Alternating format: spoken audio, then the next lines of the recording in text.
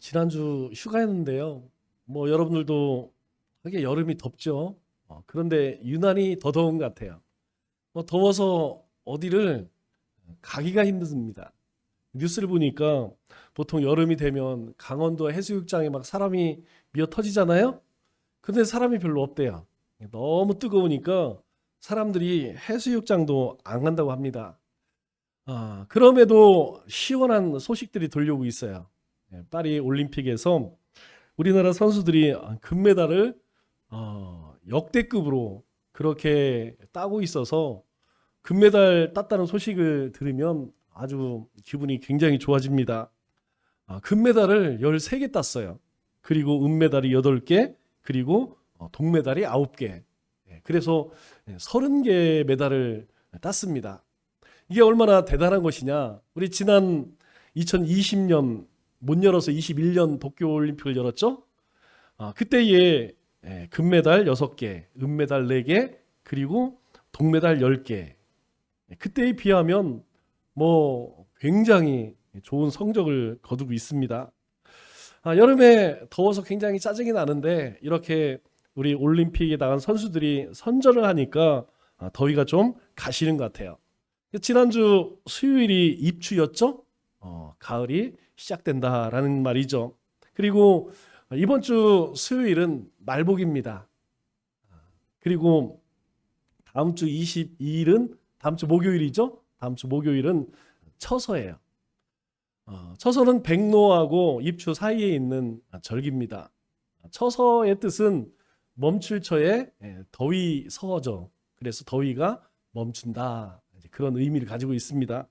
그래서 말복이 지나서 처서가 지나면 이제 앞신저녁으로 바람이 선선합니다. 그러면 이제 가을이 시작되는 거예요.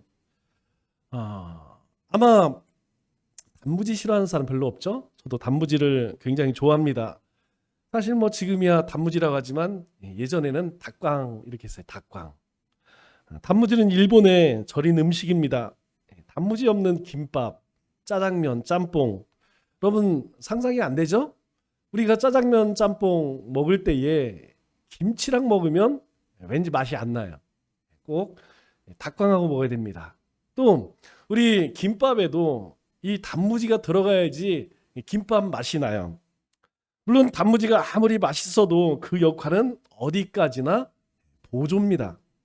그런데 비록 보조이긴 하지만 이 단무지가 다른 음식과 어울리면 그 음식을 더 기막히게 만들죠.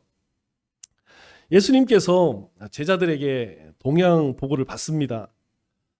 지금 이제 복음이 예수님께서 복음을 전하시면서 여러 곳에 이제 복음이 이제 퍼지기 시작하죠. 그때 들려오는 여러 가지 소식들을 제자들이 이제 예수님에게 이야기를 해요. 그때 예수님께서 아주 재미있는 답을 해주십니다. 우리 누가복음 9장 49절 이하의 말씀을 보니까 제자들이 이런 얘기를 해요. 요한이 여짜오되 주의 어떤 사람이 주의 이름으로 귀신을 내쫓는 것을 우리가 보고 우리와 함께 따르지 아니함으로 금하였나이다. 이 얘기가 뭐냐면 이제 예수님을 영접하고 능력을 받아서 그 예수 믿는 사람들이 막 예수님의 이름으로 막 놀라운 일들을 행하는 거예요. 뭐 귀신을 내어 쫓고 여러 가지 기사와 이적을 행합니다. 그것을 본 제자들이 어떻게 했다고요? 우리와 함께 따르지 않는 것. 12제자가 아니잖아요. 그러니까 그렇게 하는 것을 금했다는 거예요. 하지 마. 왜 그렇게 했을까요? 이거는 우리만의 나만의 우리의 독점권이라는 것이죠. 12제자의 독점권. 우리만 할 수 있는 일이니까 다른 사람은 해서는 안 돼. 그런데 예수님께서 그런 요한에게 뭐라고 이야기해요? 예수께서 이르시되 금하지 말라. 너희를 반대하지 않는 자는 너희를 위하는 자니라. 이 말의 의미가 어떤 의미냐면 아니야. 너희만 내 이름으로 그런 귀신을 내쫓고 병을 고치고 하는 것이 아니고 누구든지 내 이름으로 행하는 사람은 다 원팀이야. 이런 뜻이에요. 같은 팀이라는 거예요. 그러니까 저들로 하여금 배격하지 말라는 것이죠. 저들이 예수님의 이름으로 그러한 일들을 행하는 것을 막지 마라. 예수님께서는 함께 어울려 사는 것, 그것에 대해서 가르쳐 주셨습니다. 우리가 살면서 그래요. 두터운 관계 속에 사는 거 어렵습니다. 우리가 만나는 모든 사람들을 다 내 사람으로, 가까운 사람으로 사는 것, 여러분 피곤해서 못 삽니다. 여러분 모든 사람 비율을 어떻게 다 맞춰 살아요. 그러나 우리가 어울려 사는 것은 가능합니다. 함께 어울려 살아가는 모습은 세상을 빛나게 할 뿐만 아니라 그러한 삶 속에서 하나님의 사랑을 경험할 수가 있는 것이죠. 오늘날에는 대중의 파워가 굉장히 졌죠. 그래서 사회 각 분야에 새로운 스타가 탄생하고 있습니다. 과거에는 이러한 스타를 뭐라고 이야기했냐면 위인들이라고 했어요. 위인들. 이 위인의 자리에 이제는 스타가 들어섰습니다. 스타는 대중의 인기를 먹고 삽니다. 그리고 대부분의 사람들은 이 대중의 칭찬을 아주 좋게 생각을 하죠. 그런데 이 대중의 칭찬이라는 것이 양면의 칼 같아요. 많은 폐해도 드러내죠. 우리가 이러한 것을 보통 포퓰리즘이라고 이야기를 합니다. 포퓰리즘은 인기, 영합주의 이렇게 이야기를 하죠. 아시아에서 무리, 대중의 인기를 위해서는 뭐든지 한다는 거예요. 인기를 얻기 위해서는 권력을 남용하고 또 물질을 남발하고 그런다는 것이죠. 대표적인 것이 저 남미 국가입니다. 남미 국가로 뽑는 그래서 아주 망한 그런 나라들 대표적인 것이 브라질, 아르헨티나, 베네수엘라 이런 나라들이죠. 그러면 이런 나라들은 우리나라하고는 비교할 수 없는 자원이 엄청난 나라들입니다. 굉장히 자원이 많은 나라들이에요.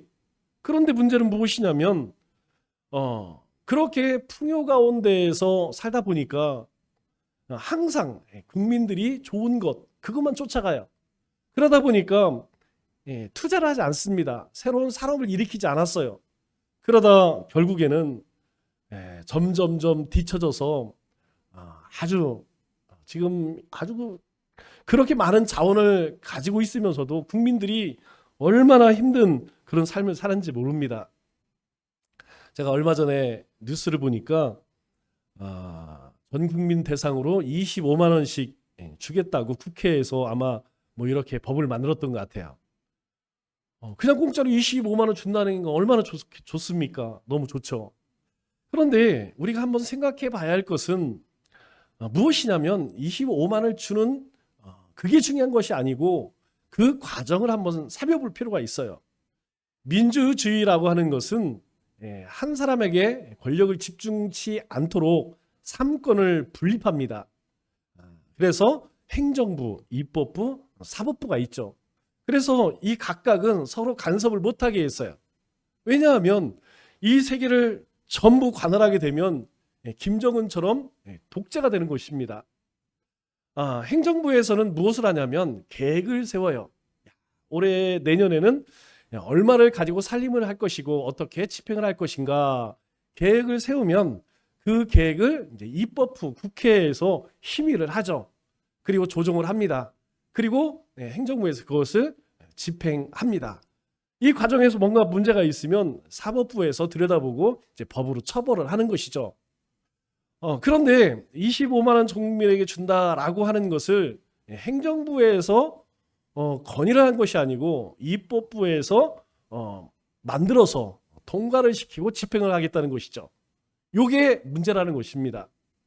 이것은 민주주의가 아니죠. 민주주의는 이 3권 분립이 엄격하게 잘 그런데 왜 이런 문제들이 생기느냐? 결국에는 국민들의 인기를 좀 얻어보자 그런 의미라는 것이죠.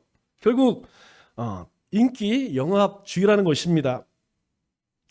그러면 왜 예수님께서는 이 대중의 사람들의 인기를 피해서 산으로 가셨을까요? 우리가 정치인이나 연예인 같이 늘 대중 앞에 서는 사람들은 대중의 시선을 의식하지 않을 수가 없습니다. 우리 돈이나 권력과 상관없는 그런 사람이라 할지라도 가장 유혹받기 쉬운 것이 무엇이냐면 바로 명예욕이죠. 제가 2007년도 97년이죠. 1997년도에 처음 이제 신학을 했는데 얼추 이제 한 30년 가까이 이제 되죠. 그러면서 이 교회 안에서 한 가지 특별한 것을 발견하게 돼요. 뭐 일반 성도님들은 뭐 그렇지가 않지만 우리 중직자, 뭐 목사도 포함해서 목사님들이나 장로님, 권사님, 안수 집사님들, 뭐에 가장 예민할까? 여러분 뭐에 가장 예민할 것 같아요? 교회의 사역, 하나님 나라의 일 아닙니다. 가장 민감한 것이 무엇이냐면 다른 사람, 성도의 평가에 굉장히 민감해. 다른 사람들이 나를 어떻게 보느냐. 만일 자신에 대해서 조금만 안 좋은 그런 소리가 들려오면 굉장히 힘들어합니다. 그렇기 때문에 그렇게 가는 경우가 많아요. 아닌 건 아니요, 긴 건 이렇게 이야기를 하지 못하는 경우가 굉장히 많습니다. 눈치를 본다는 것이죠. 왜냐하면 사실 모든 사람들 마음속에는 이러한 명예욕이 있다는 것입니다. 그러나 우리가 아무리 엄청난 인기를 누렸다 해도 꼭 기억해야 할 것은 마지막이 아름다워야 돼. 뒤가 아름다워야 한다는 것이죠. 사람들의 많은 그런 인기를 누렸다 한들 끝이 좋지 않다면 무슨 소용이 있겠습니까? 그거 소용 없다는 것이죠. 예수님께서도 처음 공생애를 시작할 때에 이 사탄으로부터 명예욕에 대한 시험을 받으셨습니다. 우리가 잘 알다시피 예수님께서 40일 금식한 후에 사탄이 찾아옵니다. 그리고 세 가지 시험을 하는데 그 가운데 두 번째 시험이 바로 이에 해당되는 것이죠. 사탄은 예수님을 성전 꼭대기에 데리고 갑니다. 그리고 이렇게 이야기하죠. 우리 마태복음 4장 6절 말씀을 보면 내가 만일 하나님의 아들이거든 뛰어내리라. 네가 하나님의 아들이라면 뛰어내리라. 그러면서 시편 91편 말씀을 그대로 인용하여서 내가 뛰어내리면 하나님께서 사자를 명해서 그들의 손으로 너를 받아줄 거다. 그러면 봐라. 그렇게 네가 뛰어내렸을 때에 하나님의 천사들이 너를 받아주면 사람들이 너를 어떻게 여기겠느냐, 환호하지 않겠느냐, 한 번만 해봐라. 그러면 사람들이 열광을 할 것이다. 예수님도 이와 같은 유혹이 얼마나 물리치기 힘든 것인지 잘 알고 계셨습니다. 왜냐하면 사람들 마음속에는 다 이런 마음이 있어요. 숨겨진 허영심이 있다는 것이죠. 숨겨져 있는 명예욕이 있습니다. 자신을 잘 감추는 것 같지만 사실은 그 감추는 것을 통해서 자신을 드러내고 싶은 거예요. 그래서 예수님께서 7절에 뭐라고 말씀하십니까? 이 사단의 시험을 이런 지하에 거절하시죠. 7절 말씀 보니까 주 너의 하나님을 시험하지 말라. 네가 시편 말씀을 가지고 그렇게 나에게 하나님의 아들임을 증명하라고 하지만 먼저 하나님을 시험하지 말라. 그것이 성경이 나에게 하는 말이다. 신명 6장 말씀을 가지고 그렇게 물리치시죠. 그러면 끝났을까요? 아닙니다. 이 사단의 유혹과 시험은 그것으로 끝나지 않았다는 것이죠. 공생애 동안 사탄은 이 군종 속에 들어가 계속 예수님을 따라다니면서 동일한 시험을 반복하는 것이죠. 사람들로 하여금 당신 정말 대단한 사람입니다. 그렇게 부추기는 거예요. 여러분 그러면 어떻습니까? 사람 마음이 들뜨게 되죠. 내가 좀 뭐가 된 것 같다. 사실 예수님은 그렇게 하셔도 돼요. 그런데 예수님은 왜 이 땅에 오셨을까요? 하나님께서 예수님을 보내신 이유가 있었기 때문에 예수님께서는 그 일에 집중하기를 원하셨던 것이죠. 그래서 예수님께서는 이 사단의 이 괴계를 잘 알고 계셨습니다. 그래서 예수님은 이 대중들로부터 칭찬과 존경을 받을 때마다 그 자리를 피하셨던 것이죠. 우리가 항상 사단의 유혹에 조심해야 합니다. 이 사단의 유혹 뒤에는 무엇이 있느냐? 속임이 있다는 거예요. 우리를 드러내고 싶어 한다는 것입니다. 그것이 무엇입니까? 바로 교만 아니겠습니까? 우리의 삶의 모든 영역에서 하나님이 드러나야 하는데 하나님의 이름을 우리가 통하여서 슬쩍 나를 드러내고 싶은 거예요. 여러분, 모세가 왜 가나안 땅에 못 들어간지 다 아시죠? 한 가지 이유입니다. 그는 하나님의 이름으로 많은 일들을 행했어요. 그런데 단 한 번 그 마음속에 자신의 숨겨진 마음을 드러냈던 것이죠. 그게 뭡니까? 내가 어느 때까지 물을 내랴. 하나님이 행하신 일인데 자신도 모르는 사이에 자기의 숨겨졌던 그 하나님의 영광을 자신이 취해버렸다는 것이죠. 그래서 우리가 늘 하나님 앞에 우리의 삶이 겸손하지 않으면 나도 모르는 사이에 이 교만함이 나오는 것입니다. 또 한 가지는 우리의 삶에 표대가 있어야 돼요. 우리의 삶에 사명이 있어야 한다는 것이죠. 우리가 현실만 바라보면서 눈앞에 보이는 먹고 사는 문제만 쫓아가면 10중 8구는 이 사단의 유혹에 속게 됩니다. 예수님께서 그리스도의 사역을 행하실 때에 한 나병 환자가 예수님께 나와서 자신의 병을 고쳐달라고 그렇게 요청을 합니다. 예수님께서는 기꺼이 이 나병 환자를 고쳐주시고 뭐라고 말씀하시느냐? 이렇게 말씀합니다. 마가복음 1장 44절의 말씀을 보니까 이르시되 삼가 아무에게 아무 말도 하지 말고 가서. 그러니까 네가 누구를 만나든 만나는 사람들에게 아무 말도 하지 말고 오직 누구에게? 제사장에게 내 몸을 보여서 확인받아라. 그리고 하나님 앞에 감사해라. 이렇게 이야기해요. 아니, 이 나병 환자가 만일 이 소문을 내주면 예수님께서 행하시는 이 그리스도의 사역에 얼마나 큰 유익이 되겠습니까? 이 나병 환자라는 것은 당시에 지금도 고칠 수 있는 병이 아닙니다. 이 살이 썩어져가는 저주받은 병이에요. 불치병입니다. 그런데 이 사람이 동네방네 다니면서 저 예수가 나를 이렇게 고쳤다라고 하면 예수님 사역에 얼마나 유익이 되겠습니까? 만일 우리 교회에서 그런 일이 일어났다면 여러분 어떤 일이 일어날까요? 만일 우리 교회 가운데에서 그런 일이 일어났다면 모르긴 몰라도 아마 다음 달에는 무조건 건축해야 돼요. 얼마나 많은 사람들이 찾아오겠습니까? 그럼에도 불구하고 예수님께서는 이 사람들의 칭찬을 피하셨어요. 예수님은 대중의 칭찬에 때로는 진실이 더 나아가서 진리가 가려질 수 있다는 사실을 잘 아셨기 때문입니다. 오늘 본문 말씀을 보면 오늘 본문 말씀 우리가 너무나 잘 알고 있는 오병이어의 기적입니다. 예수님께서 디베라 바다 갈릴리 호수 건너편에서 물고기 2마리, 떡 5개로 거꾸로죠. 오병이어 떡 5덩이와 고기 2마리로 그곳에 있던 5,000명을 먹이고 12광주를 남는 엄청난 놀라운 기적을 행하셨습니다. 그때 사람들은 예수님을 극찬했죠. 왜냐하면 이럴 수는 없어요. 어떻게 오병이어를 가지고 5,000명을 먹을 수 있는지, 더군다나 12광주려나 남았습니다.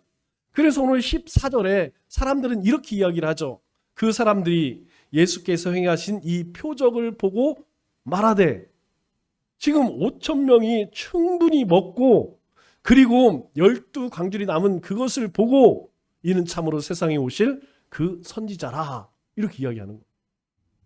여러분, 이 말의 의미가 무엇이냐면 지금 400년 동안 하나님께서는 선지자를 보내지 않으셨어요. 하나님께서는 400년 동안 침묵하고 계십니다. 말라기 이후에 하나님께 선지자를 보내지 않으세요. 하나님의 메시지를, 하나님의 말씀을 전하지 않으시는 거예요. 그러니 이스라엘 백성들 입장에서는 어떻습니까? 암흑시대죠. 그런데 예수님이 행하신 일을 보면서 이 사람은 보통 사람이 아니다. 그 이야기를 들은 예수님께서 15절에 뭐라고 말씀하시느냐? 이렇게 이야기합니다. 그러므로 사람들이 예수님을 막 칭찬해요. 그 칭찬의 소리를 들으시고 그러므로 그렇기 때문에 예수께서 그들이 와서 자기를 억지로 붙들어 임금으로 삼으려는 줄 아시고 이렇게 이야기해요. 이 사람들이 하나님의 아들로서 예수님을 보는 게 아니에요. 야, 이런 사람이 왕이 돼야지. 이런 능력 있는 사람이 우리를 이끌어야지. 지금 이스라엘 어떤 상황이 있습니까? 예, 하나님은 아무런 선자를 보내지 않으시고 오히려 지금 로마의 압제 가운데에서 엄청난 고난 가운데 있어요. 이런 능력 있는 사람이 우리의 왕이 돼야지. 그것을 예수님께서 어떻게 해요? 아시고 다시 혼자 산으로 떠나가시니라 이렇게 이야기해요. 다시라는 얘기는 뭐예요? 예수님께서 늘 그렇게 하셨다는 거예요.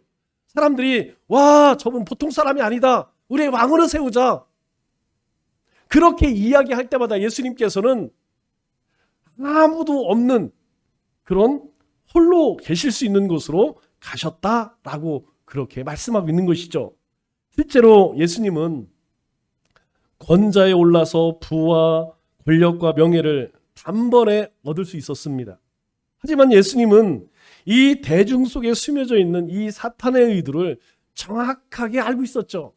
그것이 무엇이냐면 바로 그렇게 인기를 얻게 하여서 바로 하나님께서 자신에게 맡겨주신 그 일을 감당하지 못하게 하시는 거예요.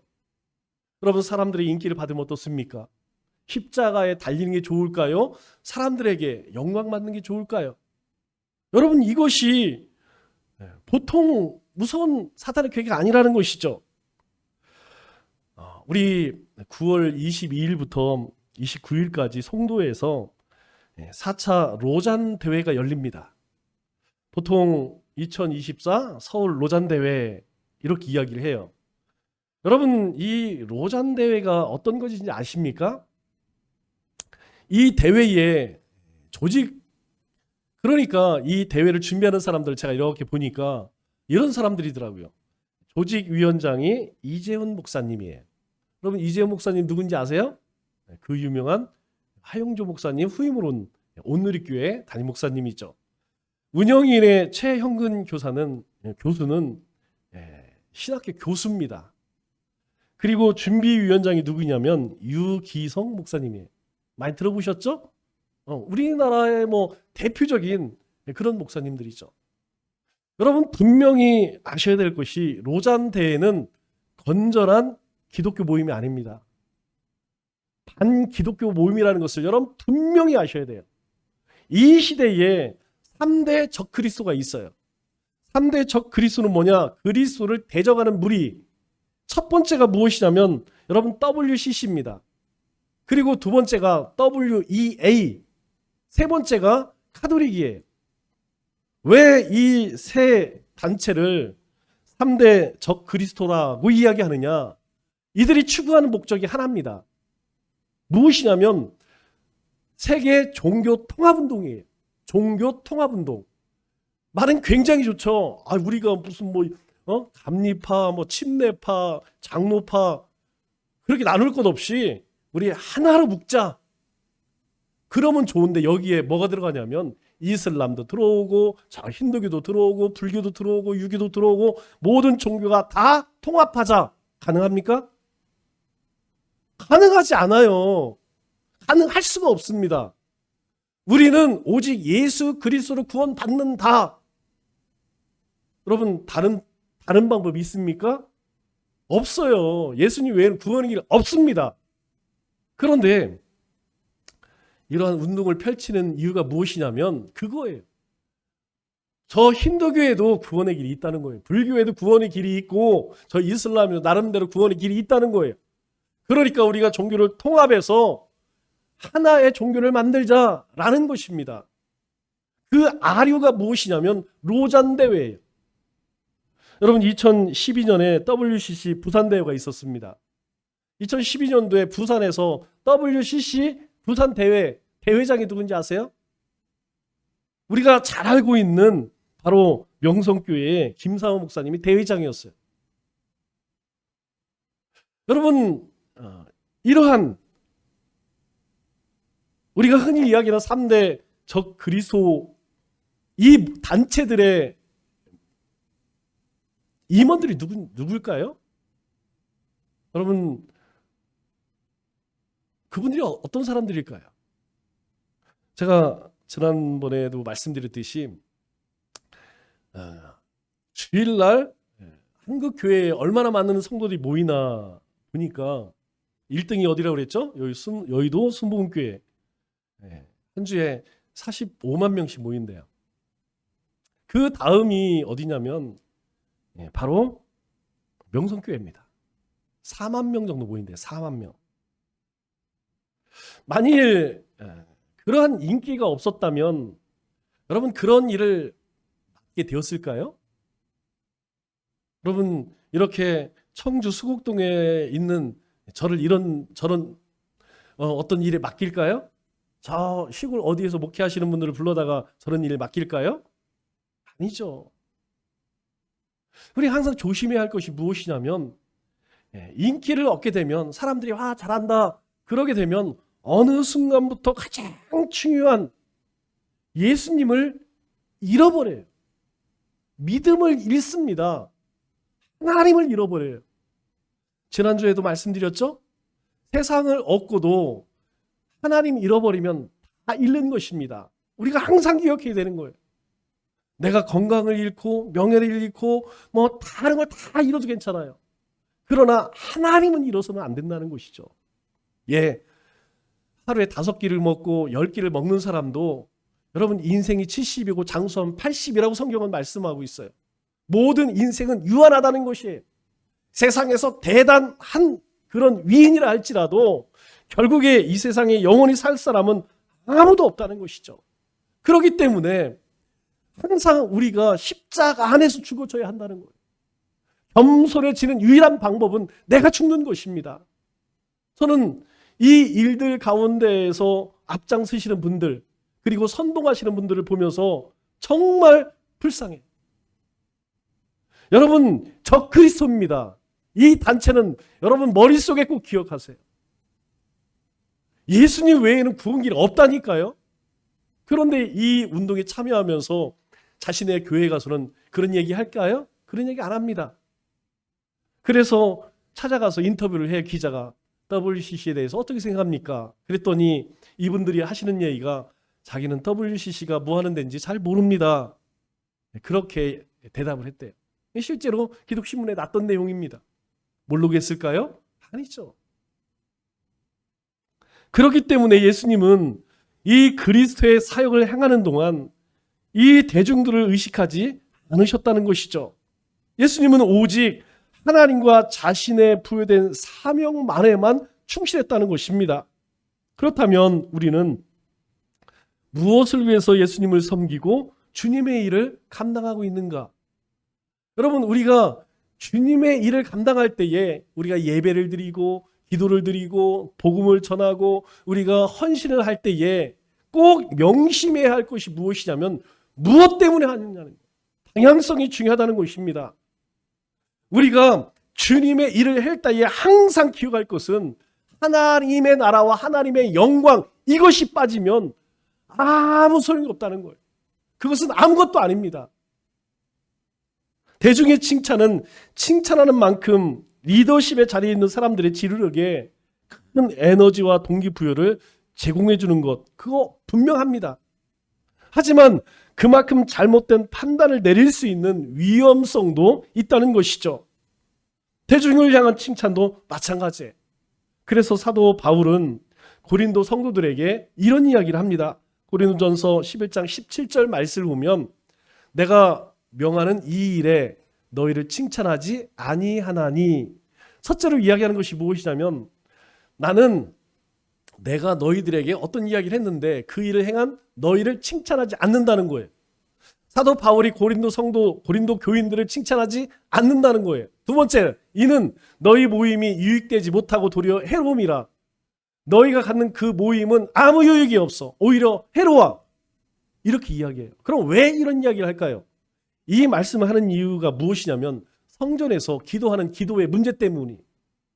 여러분 지금도 우리가 저 천주교에 가서 미사를 드리면 여자분들은 머리에 뭐 뒤집어 써요. 뭐 이렇게 쓰고 합니다.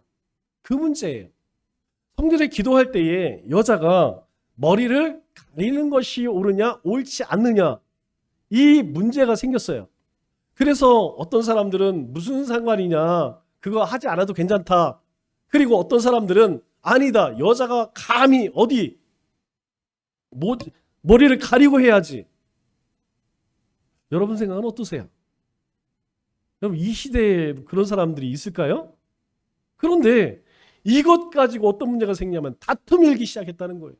한쪽에서는 써야 된다, 하나는 써서는 안 써도 된다.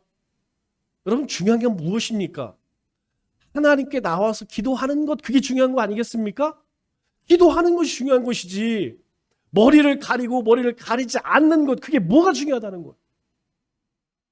그런데 그 문제로 인하여서 이제 교회가 편이 갈라져서 싸움이 일어납니다.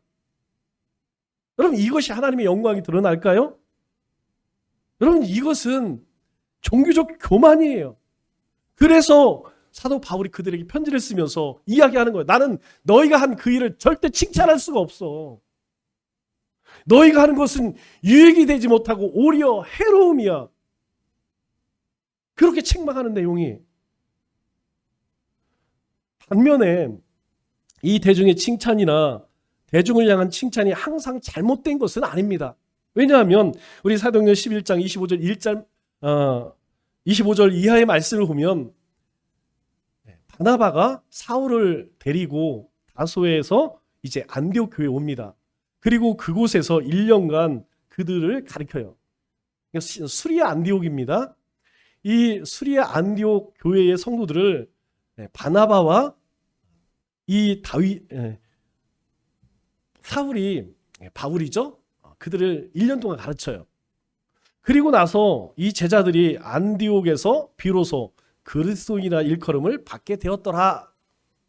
이 얘기가 무엇이냐면 이제 바울과 바나바가 이 안디옥 교회 성도들을 잘 말씀으로 가르쳐요. 그랬더니 이 안디옥 성도들의 삶이 이제 바뀌어지는 거예요. 이전에는 세상에 나가서 행패 부리고 속이고 거짓말하고 악한 짓들을 했던 이 고린도, 이 안디옥 성도들이 어느 날부터 그러지 않는 거예요. 사람들이 진실해지고 성실해지고 이상해지는 거야. 그럴 때에 이 안디옥 사람들이 이 안디옥 교회 성도들에게 뭐라고 이야기하냐면, 야, 저 사람들은 그리스도인이다, 그렇게 부르기 시작했다는 거예요. 여러분, 그리스도인이라는 말이 뭡니까? 바로 예수 그리스도를 닮은 사람들이란 뜻이에요. 예수쟁이들이라는 것이에요. 야, 저것들은 진짜 예수쟁이들이네. 야, 저건 진짜 예수님 닮은 사람들이네. 그렇게 사람들이, 동네 사람들이 제자들을 칭찬했다는 그런 말이죠. 문제는 이 사람의 칭찬에 귀가 얇은 사람들은 결국 자신이 원했던 인기 때문에 결국 자신의 삶이 망하는 경우가 허다한 것입니다. 대중들에게 널리 알려진 사람들을 우리가 크게 두 부류로 나눌 수가 있어요. 하나는 위인, 하나는 스타죠. 스타는 대중의 인기를 먹고 삽니다. 위인도 대중으로부터 칭찬과 존경을 받습니다. 그런데 이 위인과 스타의 결정적인 차이가 무엇이냐? 스타는 자기의 존재가 얼마나 사람들에게 많이 알려졌느냐, 내가 사람들에게 얼마나 많이 알려졌느냐, 이거에 따라 결정이 돼요. 반면에 위인은 얼마나 많은 사람들을 자신의 가슴에 품고 사느냐의 차이예요. 그러니까 한 사람은 이기적인 사람이고 한쪽은 이타적인 삶을 산다는 거예요. 한 사람은 대중의 인기를 받아야 됩니다. 그러나 한 사람은 대중을 삶에 품고 그들을 섬기는 사람들이라는 거예요. 그것이 위인과 스타의 차이라는 것입니다. 그렇기 때문에 진정으로 우리가 위인 되기를 원한다면 여러분 어떻게 해야 할까요? 우리가 사람들을 품어줘야 한다는 거예요. 더 크고 넓은 마음을 가져야 한다는 것입니다. 그 마음으로 사람들의 형편을 이해하고 그들의 삶을 가슴으로 품어낼 수 있어야 한다는 것이죠. 여러분, 이것이 무엇이냐면 바로 이웃사랑이라는 것이에요. 이웃사랑이 왜 중요한지 아시죠? 첫째 되는 계명이기 때문이라는 것입니다. 하나님을 사랑하는 자는 그 삶에 반드시 이웃을 자신의 몸처럼 살아내야 한다는 것이에요. 그래서 우리는 스타 인생이 아니라는 것입니다. 그럼 우리가 한번 질문해 볼 필요가 있겠죠. 나는 위인인가? 스타인가? 나는 위인의 인생을 살고 있는가? 아니면 스타의 인생을 살고 있는가? 나는 모든 사람들, 내 주위에 있는 사람들에게 유익을 끼치는 사람인가? 아니면 내가 사람들로부터 유익받기를 원하는가? 여러분, 신앙은 꼭 기억하십시오. 이 시대는요, 잘하는 게 중요하지 않습니다. 얼마만큼 바르게 하느냐, 이게 중요한 거예요. 우리가 하나님 앞에 의로운 삶, 바른 삶을 살기 위해서 우리가 하나님 말씀을 묵상하는 것이고, 우리가 기도하는 것이고, 그리고 말씀을 쫓아가는 것이에요. 그래서 사도 바울이 빌립보서 1장 8절에 뭐라고 이야기합니까? 이렇게 이야기하죠.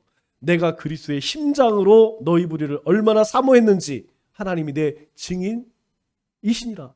하나님이 나의 증인 되시는데 그 증인이 무엇이냐면 내가 주님의 그리스도의 심장으로 너희를 얼마나 사랑했는지 하나님이 아신다는 거예요.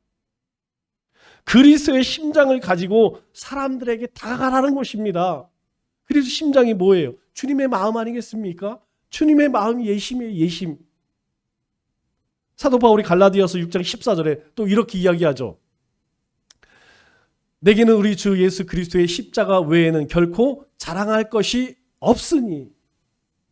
자신의 삶 속에 자랑할 것이 십자가 외에는 없답니다. 정말 그런가요? 아니죠. 사도 바울은 자랑할 것이 차고 넘치는 사람입니다. 그런데 그는 뭐라고 고백하느냐? 십자가 외에는 나 자랑할 것이 없어. 예수님의 흔적을 가진 사람을 그리스도인이라고 우리는 말하죠. 하지만 자신의 모습만 남는 사람은 한때의 인기인에 불과합니다. 우리도 언젠가는 이 땅을 떠나야 합니다. 어느 날 갑자기 죽음을 맞이하거나 더 이상 일을 하지 못할 그런 사정이 생기면 우리가 머물렀던 자리를 떠날 수밖에 없다는 것이죠. 여러분, 그런 일들은요, 언제든지 올 수 있습니다. 그때에 우리의 뒷모습이, 우리의 마지막이 아름다웠으면 좋겠어요. 그리고 예수님의 흔적만 남았으면 좋겠습니다. 그러기 위해서는 예수님의 흔적만을 바라보는 삶과 생각에 가장 치명적인 자기의 업적, 자기 인기를 피해야 한다는 것이죠. 우리가 주님의 일을 할 때에 항상 조심해야 합니다. 왜 예수님과 사도 바울이 대중의 인기를 피했을까요? 그 이유를 모르면 우리도 쉽게 교만의 함정에 빠질 수밖에 없다는 것입니다. 그러므로 우리는 오직 하나님의 인정에만 의존해야 돼요. 하나님만 바라보고 하나님이 나에게 주신 직분과 사명을 감당할 수 있어야 한다는 것입니다. 이거 잃어버리면요, 이거 우리가 가슴에 새기지 못하면 10중 8구는 시험에 넘어집니다. 말씀을 맺겠습니다. 연예인은 대중의 인기를 먹고 삽니다. 그러나 그리스도인인 우리는 하나님의 영광을 위해 삽니다.